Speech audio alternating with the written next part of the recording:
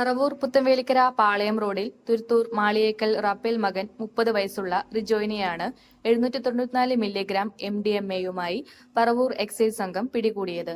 ഈ സമയം ഇയാളുടെ പക്കൽ നിന്നും 576 മില്ലിഗ്രാം കഞ്ചാവും വെയിങ് മെഷീൻ, ബോംബും പിടിച്ചെടുത്തു. പ്രതിയുടെ ഫോണിൽ ഹൈബ്രിഡ് കഞ്ചാവിന്റെ വീഡിയോയും കണ്ടെത്തി.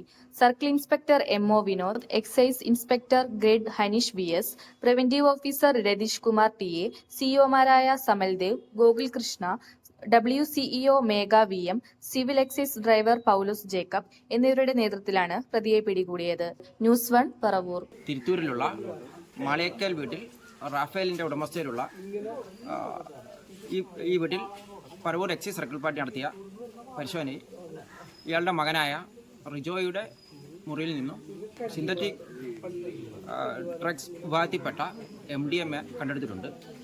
കൂടാതെ കഞ്ചാവിൻ്റെ ട്രേസസും കണ്ടെടുത്തിട്ടുണ്ട്.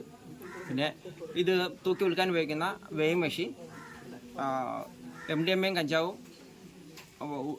വലിക്കാനായി ഉപയോഗിക്കുന്ന ബോങ് എന്ന മെഷീൻ, ഇതൊക്കെ സീസ് ചെയ്തിട്ടുണ്ട്. ഇയാളുടെ മൊബൈൽ ഫോൺ പരിശോധിച്ചിട്ടുണ്ട്.